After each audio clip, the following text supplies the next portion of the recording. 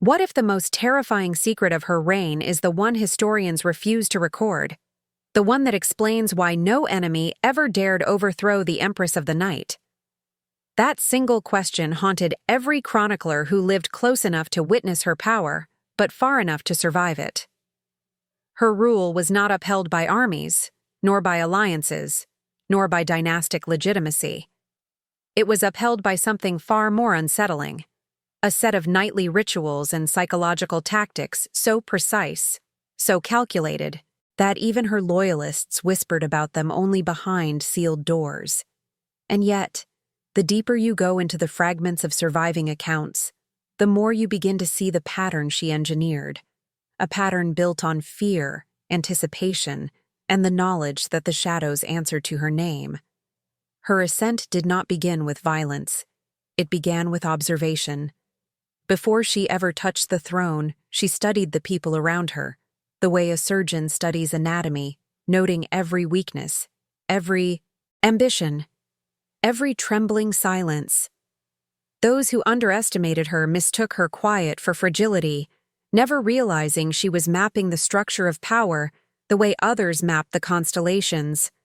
And when the night of her coronation came, the transformation was instant. Witnesses described her eyes as calculating, reflective, as if she were already rehearsing the steps of a performance only she understood. What history later softened beneath poetic language was, in truth, the emergence of a woman who had already mastered the art of controlling outcomes long before controlling a kingdom. Yet the most disturbing part isn't the rituals themselves, but the effect they produced.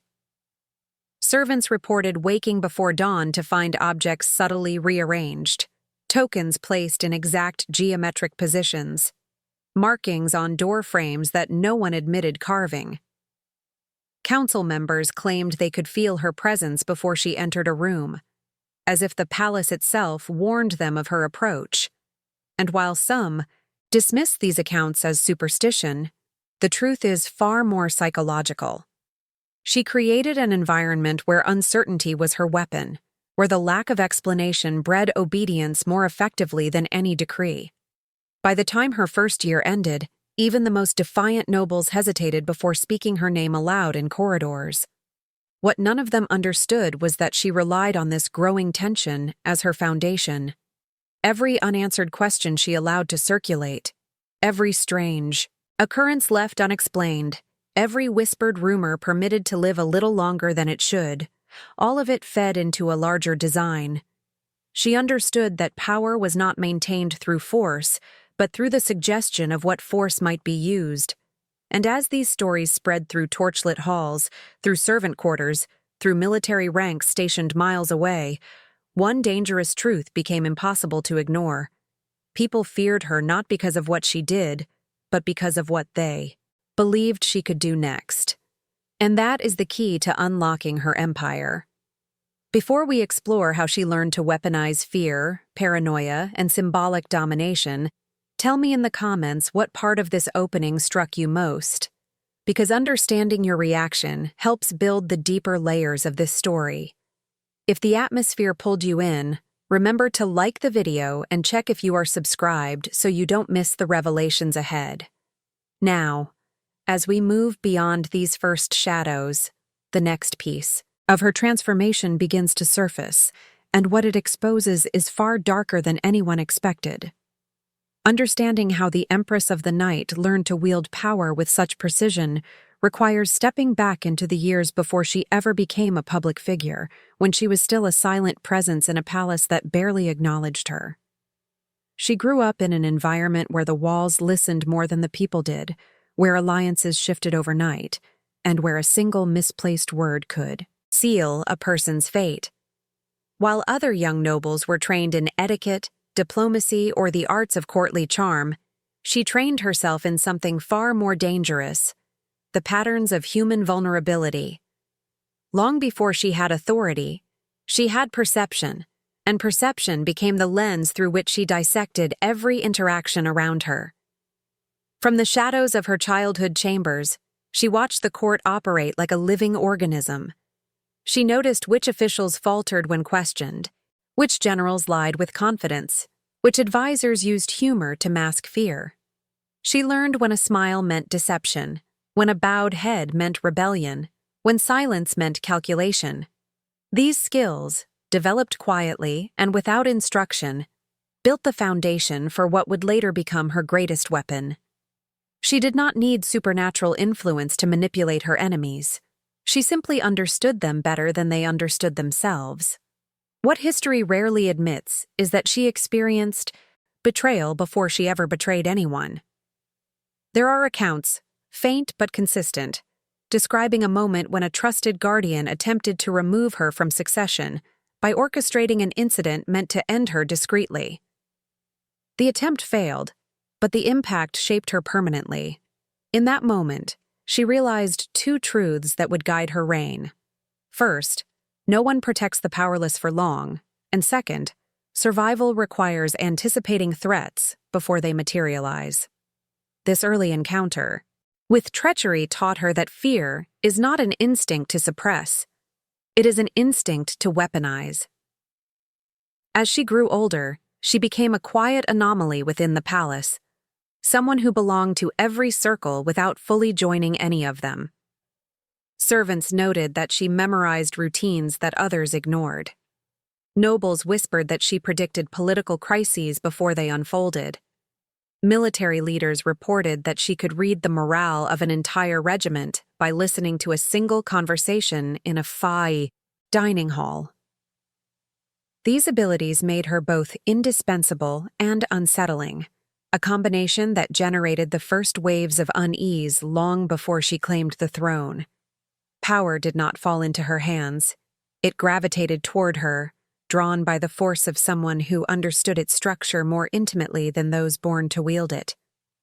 The defining moment of her transformation came when she discovered the hidden archives beneath the palace, a place where previous rulers had concealed records that were never meant to be read. There she found transcripts of secret interrogations, coded correspondences between traitors, and personal journals detailing how rumor alone had destroyed entire bloodlines.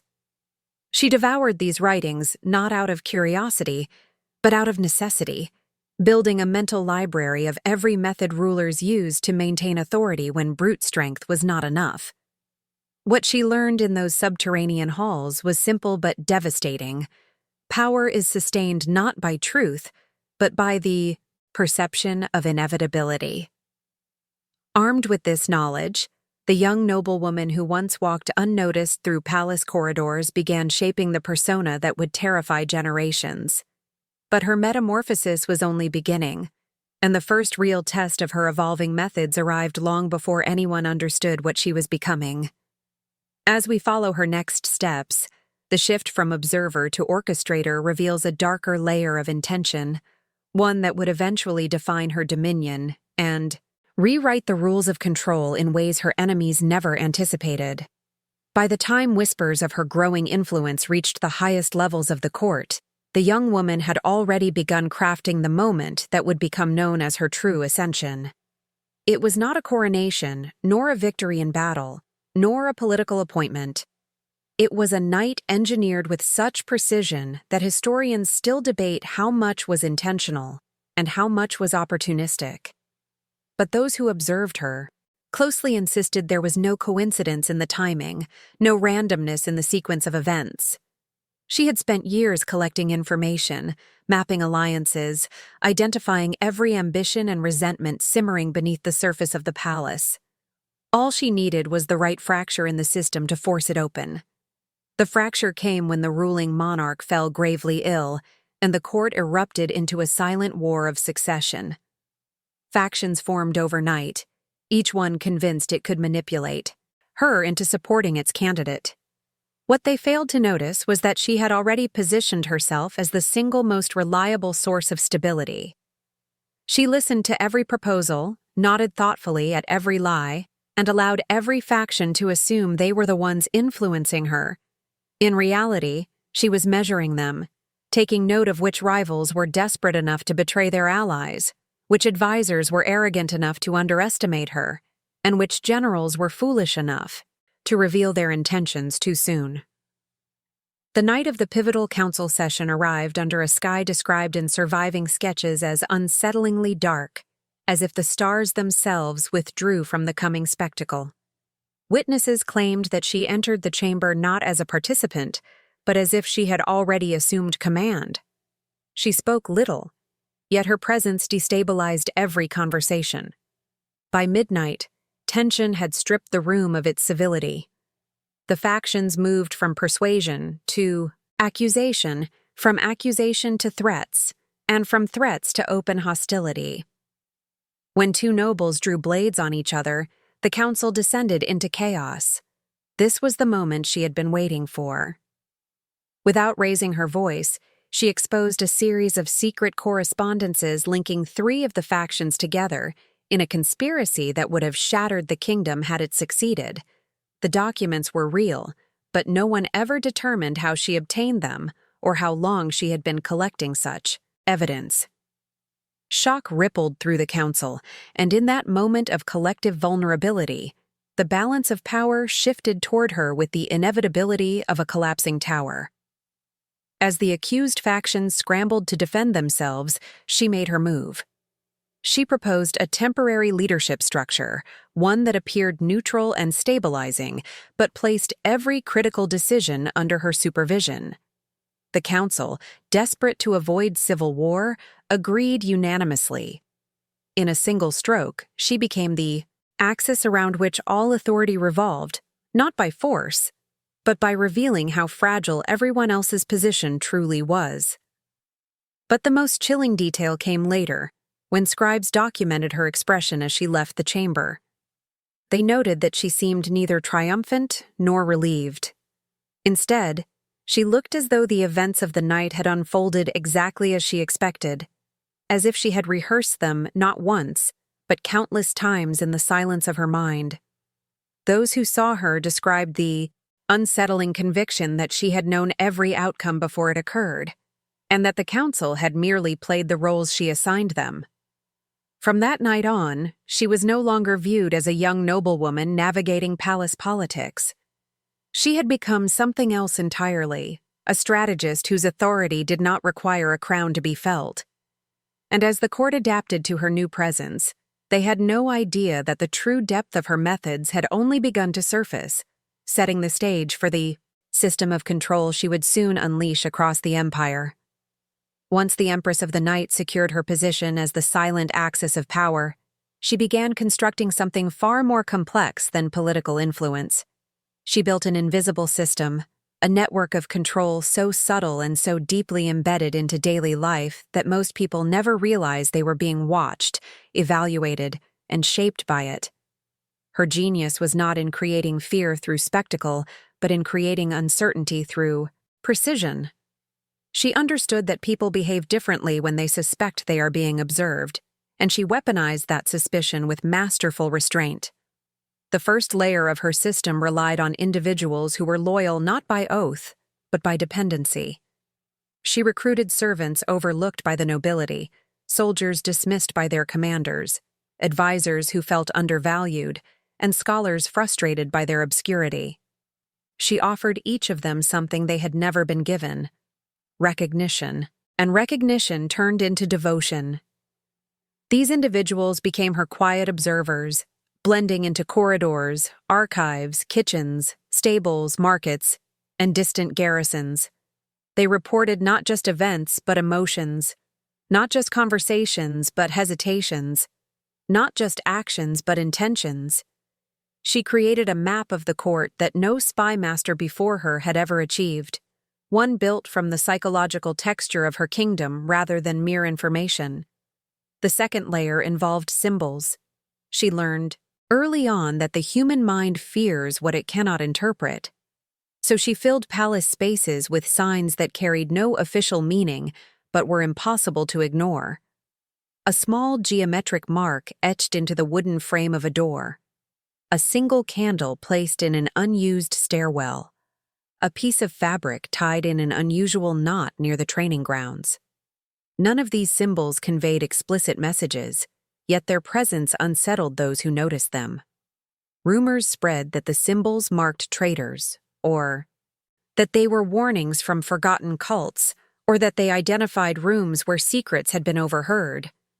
The Empress never explained them, and in that silence, every observer created their own meaning, magnifying the atmosphere she intended. The third layer was psychological. She mastered the art of selective consequences. Instead of punishing everyone who defied her, she punished almost no one. But when she did, the action was swift, precise, and deeply symbolic. A rebellious advisor might lose access to key documents rather than lose their life. A general who questioned her authority might find their promotion delayed indefinitely without explanation. A noble who spoke against her could discover that their allies suddenly avoided them, as if obeying an invisible force. Because the consequences were rare, they gained disproportionate weight. People feared being the next example, not because punishment was certain, but because it was unpredictable. As these layers intertwined, the court found itself trapped in a landscape where no one knew which actions were safe and which were dangerous. They searched for rules that did not exist, patterns that shifted every time they believed they understood them. And all the while, the Empress observed calmly, adjusting her system with the precision of someone tuning a delicate instrument. She did not need to enforce obedience. Her subjects enforced it upon themselves. This framework would soon evolve into something even darker, a structure capable not just of monitoring behavior, but of controlling identity itself. But before we reach the depths of that transformation, I want to hear your perspective. Which part of this invisible system strikes you as the most unsettling, and why? Share your thoughts in the comments so we can explore how these psychological tactics shaped the empire from within. The Empress's system of control did not rely solely on surveillance or symbols. Its true strength emerged in the eye. Way she engineered fear with surgical precision, shaping it into a force that governed not just actions, but thoughts. Fear, to her, was never meant to be chaotic. It was meant to be calculated, managed, and released in controlled doses that conditioned the entire palace to respond exactly as she intended. She understood that fear loses its power when it becomes predictable, so she cultivated a version of it that adapted constantly, shifting shape depending on the weaknesses of those around her. Her first approach was selective visibility. When she wanted the court to sense her authority, she allowed herself to be seen at unexpected moments, moving silently through corridors where she was never scheduled to be. A commander might turn a corner and find her standing in the archway, observing the guards training below. A scribe could look up from their desk to see her passing through the archives, touching a single scroll lightly with her fingertips before leaving without a word. These encounters were brief, but their effect was profound. People began imagining her presence even when she wasn't there, altering their behavior instinctively as if she were always watching. Her second approach was public demonstration, but not in the way other rulers used punishment. She avoided executions unless absolutely necessary. Instead, she staged subtle moments that communicated consequences without destroying lives. A noble who plotted against her might lose their influence overnight as former allies distanced themselves without explanation. A military officer who questioned her judgment could find their expert recommendations suddenly overridden by someone far junior, a calculated humiliation designed to erode confidence. These punishments were strategic, targeting pride, reputation, and social footing rather than physical safety. And because they left no blood behind, they were harder to challenge and even harder to forget. The third component of her engineered fear was emotional manipulation. She mastered the art of granting small, unexpected kindnesses to those she planned to later destabilize. She would praise a general during a private audience, recognizing achievements no one else had acknowledged. She would gift a servant something symbolic, such as a piece of jewelry with a crest from their homeland. She offered reassurance, empathy, and the illusion of personal favor. Then, weeks later, she would withdraw that warmth with icy precision. Those who once felt seen by her suddenly felt abandoned, unsure of what they had done wrong. This emotional whiplash created deep loyalty rooted not in devotion, but in the desperate hope of regaining her approval. The effectiveness of these tactics lay in their inconsistency. Every person in her orbit developed their own theory about what pleased her, what disappointed her, what triggered her attention. And because no two theories aligned, the court fractured into individuals trapped inside their own interpretations of her will. No one dared share their assumptions openly, fearing they might expose themselves as ignorant or misguided. The result was a kingdom where no one trusted anyone, not even those closest to them. Through this combination of subtle presence, symbolic consequences, and emotional unpredictability, the Empress shaped an atmosphere that governed itself. She did not need to issue warnings because the court generated its own. She did not need to enforce loyalty because insecurity enforced it for her. And as this psychological architecture took hold, her power became something far more terrifying than dominance. It became inevitability, the sense that resisting her was not just dangerous, but futile. What the court did not yet grasp was that she had barely begun to refine this system. The deeper layers of her rule would soon blur the boundaries between fear, identity, and devotion, creating a form of control that reshaped the very structure of the empire. Deep. Inside the palace, beyond the chambers known to servants and far beneath the corridors where nobles schemed, the Empress cultivated an environment designed to dismantle the very notion of certainty. These hidden spaces were not prisons in the traditional sense. They were psychological arenas, constructed with a precision that revealed how deeply she understood the mind. For her, control was not achieved by locking someone away. Control was achieved by reshaping the world they believed they knew, forcing them to question the stability of their own perceptions. The deeper one ventured into these restricted areas, the clearer it became that the Empress intended them not as places of punishment, but as tools of transformation. The first chamber was a room with walls carved to amplify even the softest sound. A whisper transformed into an echo that spiraled endlessly, creating the sensation that multiple voices were speaking at once. Those brought there were not tortured. They were simply asked questions. But the echoes altered their responses, making them feel surrounded, exposed, and unable to distinguish their own voice from the murmurs that answered back.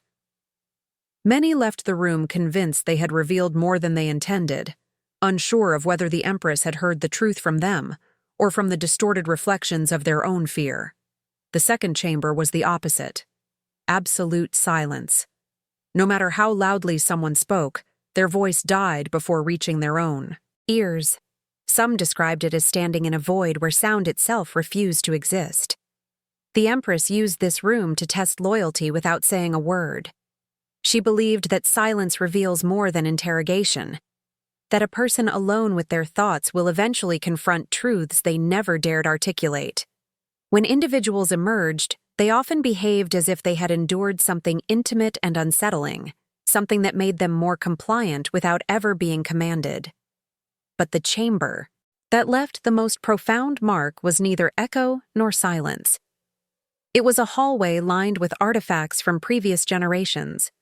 Weapons melted into unfamiliar shapes, fragments of letters burned at the edges, portraits with faces intentionally scratched away. No official record confirmed who altered these items or why, but every piece suggested a lineage of power maintained through erasure. The Empress guided certain individuals through this hall not to frighten them, but to impress upon them a message she never needed to verbalize. History belongs to the one who controls its memory. Those who walked beside her in that corridor often emerged believing they had witnessed evidence of horrors committed by rulers long before her, when in reality they had witnessed nothing but curated symbols. These rooms were not meant for the masses. Only select figures ever entered them. Generals suspected of wavering loyalty, nobles with influence too wide to ignore, advisors whose ambitions threatened stability, or individuals she intended to fold deeper into her inner circle. The impact was always the same. They returned to the court changed, their voices lowered, their confidence eroded, their loyalties sharpened in her direction. Whatever they believed they experienced inside those chambers became a private burden, one they carried like a shadow, unwilling to speak of it for fear that doing so might open doors they never wished to see again. Yet the most unsettling truth about these hidden spaces was not the architecture or the artifacts or the psychological tactics embedded in their design. It was the precise calculation behind who was invited into them and when. The Empress used these chambers sparingly, always choosing the perfect moment when doubt had just begun to form or ambition had just begun to swell. She did not crush rebellion.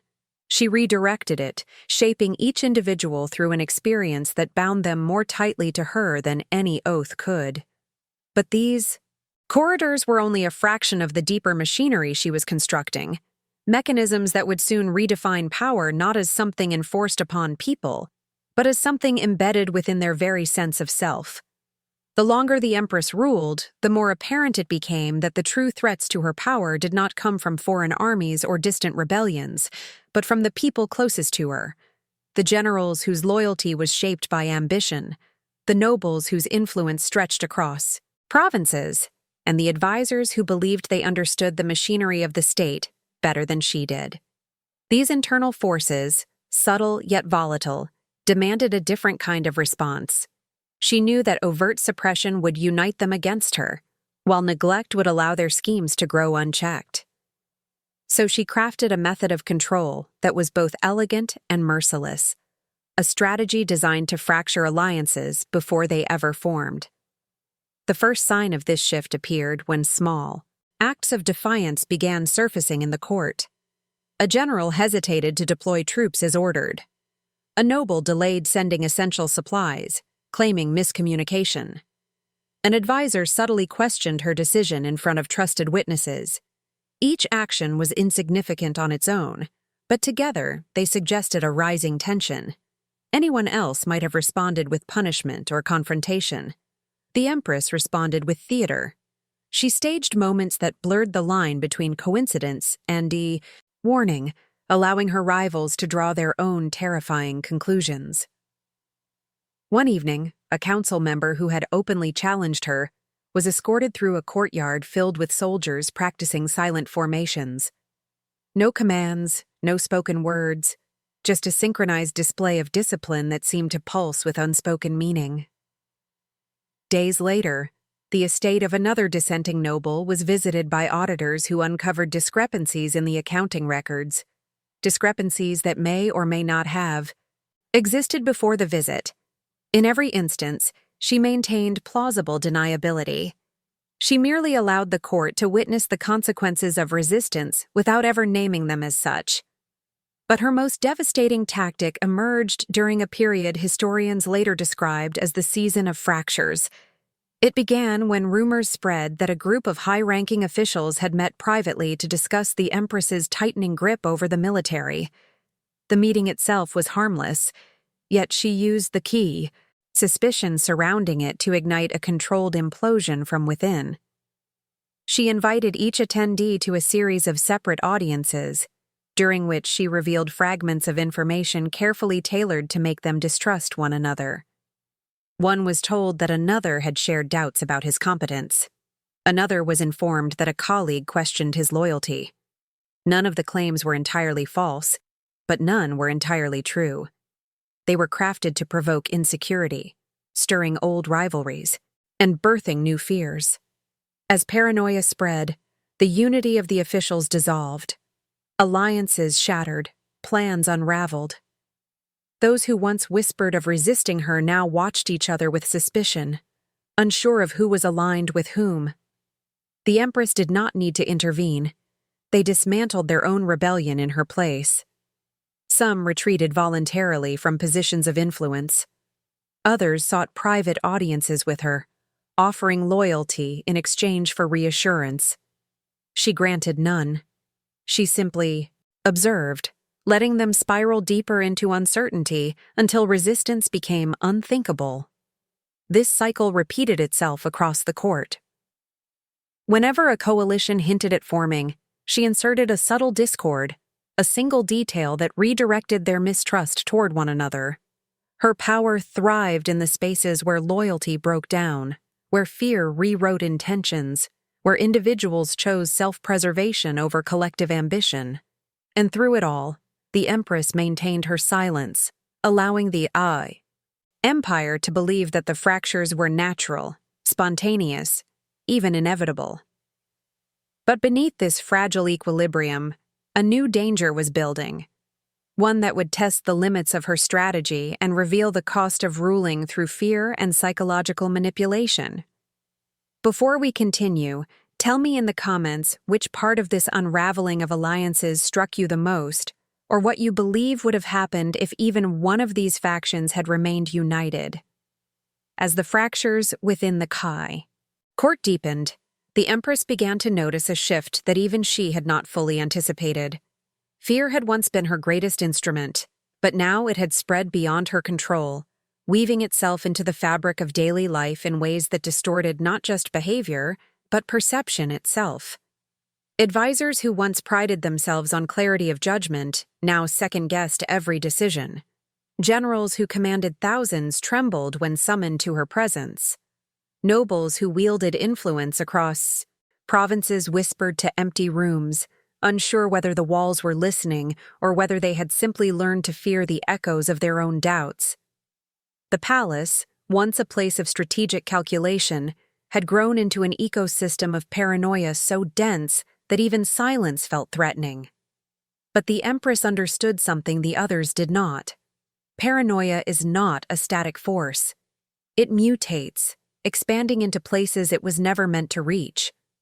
Those who were once stable and predictable began to behave erratically, acting on impulses rather than analysis.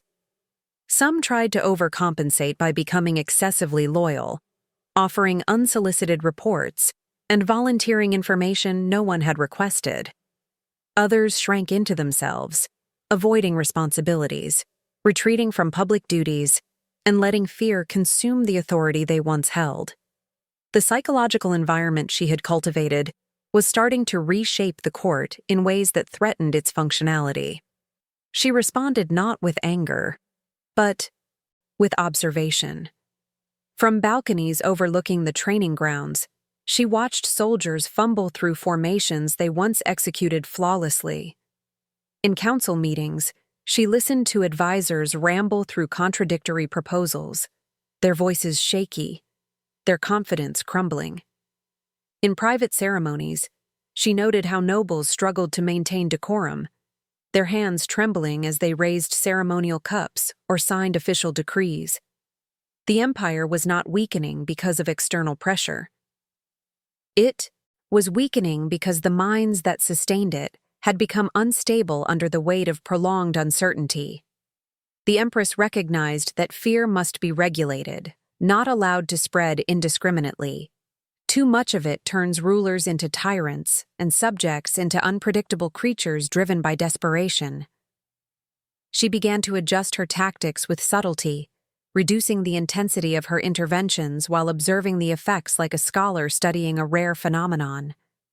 She allowed minor victories to play out publicly, letting officials believe they had accomplished something on their own. She issued small gestures of acknowledgement, carefully distributed to individuals on the brink of collapse. These gestures were not kindness, but calibration, a way to reestablish equilibrium without revealing her intent. Despite her adjustments, the palace remained a pressure chamber. People no longer questioned whether they were being watched. They assumed it as an undeniable truth. They rehearsed conversations alone, memorized harmless expressions, and crafted neutral opinions designed to offend no one. Even friendships dissolved under the suspicion that loyalty was a liability. The Empress watched as courtiers drifted through the halls like spirits, each one carrying an internal burden so heavy that it bent their posture and dulled their eyes. The most concerning shift came when paranoia began to affect communication. Advisors withheld information out of fear it might be misinterpreted. Generals delayed sending reports, anxious that unfavorable outcomes would be seen as disloyalty. Messages arrived incomplete, distorted, or deliberately vague. The flow of knowledge that once fueled the stability of the empire had slowed to a dangerous crawl, and this erosion threatened something far more significant than the empress's psychological control. It threatened the structural integrity of the state itself. Yet through this growing instability, she observed something essential. The empire still looked to her as the single fixed point in a reality that no longer felt reliable. Even those who feared her the most depended on her presence to anchor their sense of order. And in that dependence, she saw the next stage of her strategy taking shape, a transformation that would shift her rule from the shadows of fear into something far more pervasive and irreversible. As the empire drifted deeper into psychological instability, the empress understood that fear alone could not sustain her power indefinitely. Fear corrodes and corrosion spreads unpredictably. What she needed now was not simply obedience, but transformation. She needed her subjects to internalize her authority so completely that resistance no longer required suppression because it no longer occurred as a possibility. To achieve this, she devised a method unlike anything the empire had ever witnessed, a strategy that blurred the line between loyalty and identity, forging a new form of control that reached into the core of a person's sense of self. It began with a quiet change in the rituals of governance. Instead of issuing decrees through officials, she began delivering them through a select group of individuals she referred to as interpreters. These interpreters did not merely repeat her decisions. They contextualized them, surrounding each directive with explanations framed as wisdom, insight, and foresight. They spoke of her not as a ruler, but as a force of inevitability, someone whose understanding of the empire surpassed human limitations. Over time, the populace stopped asking whether her decisions were fair or beneficial. They asked instead how they could better align themselves with her supposed vision. But this shift in communication was only the beginning. The empress introduced symbolic practices that subtly redefined what it meant to be loyal. Officials were required to participate in structured reflections, recounting moments when her guidance had redirected the course of the empire. Military leaders recited principles attributed to her, even though many of those principles had no verifiable origin. Clerics integrated her decisions into their teachings, framing them as extensions of natural order. Over months, then years, her influence seeped into every sphere of authority, turning her from a political figure into a conceptual foundation upon which the empire rested. The most profound transformation occurred not in public rituals, but in private perception. People began to reinterpret their experiences through a lens shaped by her presence. A successful harvest was attributed to her protective oversight. Averted conflict was seen as evidence of her strategic brilliance. Even personal misfortunes were reimagined as lessons she intended them to learn. The empress had become more than a ruler. She had become a narrative, a framework through which individuals made sense of their world. And once someone interprets reality through a single figure, that figure becomes irreplaceable. To reinforce this identity shift, she carefully orchestrated moments that made her appear omniscient without ever claiming supernatural power. She predicted political fractures before they happened, not through mysticism but through her unparalleled grasp of human behavior. She intervened in disputes at precisely the moment her presence would appear uncanny. She offered reassurances before fears were voiced. Each event deepened the impression that she inhabited a perspective far beyond ordinary understanding. It didn't matter whether people believed she possessed extraordinary abilities. What mattered was that they behaved as if she did. Yet beneath this emerging narrative lay a darker truth. Her control depended on fostering a version of devotion that resembled reverence, but operated through vulnerability. She cultivated an environment where individuals questioned not her decisions, but their own capacity to interpret the world without her guidance. Uncertainty became dependence, dependence became loyalty, and loyalty became self-preservation. The Empress had discovered a method more powerful than fear and more enduring than punishment. She reshaped the identity of her subjects so profoundly that obedience no longer felt imposed. It felt inherent. She had created a system in which her power did not need to be asserted because it had already been absorbed into the consciousness of those she ruled. But the culmination of this transformation was still approaching, a final stage in which her authority would transcend even the structures she had built, leaving a legacy that history would struggle to describe, let alone fully comprehend. As the Empress's transformation of the empire neared its apex, her methods shifted once more, moving beyond psychological influence and symbolic authority into a realm where her power seemed to transcend the institutions that once defined it.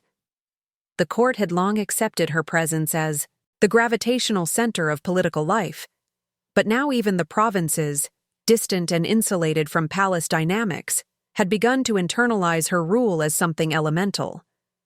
Governors spoke of her decisions as if they were laws of nature. Military leaders carried her directives as if they were ancestral commandments. Ordinary citizens whispered her name with a mix of fear and reverence, not because they were forced to, but because imagining a world without her felt like imagining a world without structure. This final phase of her dominion depended on one crucial tactic: dissolving the boundaries between ruler and realm. She crafted policies that embedded her influence into daily life, ensuring that every exchange of goods, every settlement of disputes, every ritual of community relied on mechanisms she personally designed. Even festivals once rooted in ancient tradition were subtly reshaped to incorporate elements of her ideology. Over time, people began to feel that participating in these systems meant participating in her vision. Compliance became identity. Identity became allegiance. Yet beneath the empire's calm surface, a growing tension stirred. Some officials, particularly those old enough to remember the world before her rise, began to wonder whether the structures she built could survive without her. They observed a dangerous truth. The more deeply she wove herself into the empire, the more fragile it became in her absence. But questioning this fragility was nearly impossible. To doubt her was to doubt the very logic of the world they inhabited. And so the court remained silent, even as the weight of her influence threatened to crush the foundations it rested upon. Meanwhile, the Empress refined the final component of her legacy. She curated a series of narratives that documented her rule not as a sequence of political decisions, but as a mythic progression. Scholars were encouraged to record her life through allegory. Artists depicted her not as a monarch, but as a figure whose presence shaped destiny. Ritual leaders invoked her strategies as lessons for future generations. What she created was not propaganda, but mythology, a system of meaning designed to outlast her physical reign and anchor her memory in the consciousness of the empire. But the most striking element of her final chapter was how effortlessly she allowed ambiguity to coexist with authority. She made no attempt to clarify her origins, no declarations of divinity, no claims of supernatural insight. Instead, she allowed the contradictions surrounding her identity to flourish. Some believed she possessed extraordinary perception. Others believed she manipulated hidden forces. Many believed she understood human nature with frightening precision. The truth was irrelevant. It was the uncertainty that strengthened her power, the sense that she inhabited a realm just beyond reach, a realm where knowledge and instinct converged into something indistinguishable. As her influence deepened, cracks began to appear in the world around her, not in the form of rebellion, but in the form of dependence. Officials hesitated to act without her approval. Communities waited for directives before solving local disputes. The empire drifted toward paralysis, caught between its admiration of her and its inability to function without her. The empress understood this paradox, and perhaps she even welcomed it. For a ruler whose power was built on shaping perception, becoming indispensable was the ultimate triumph.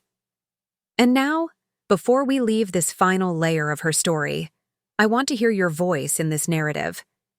If you reached this point, leave a comment with the phrase "I walked through the shadows" to mark that you stood with this tale until its final breath. If the atmosphere, the strategy, or the psychology of her rule pulled you into her world, consider liking the video and subscribing to the channel so you stay close to the unfolding stories we explore here. And when you're ready to continue this journey, there's another video waiting beside this one that expands the darker corners of history. So follow that path and come with me into the next chapter of What Power Leaves Behind.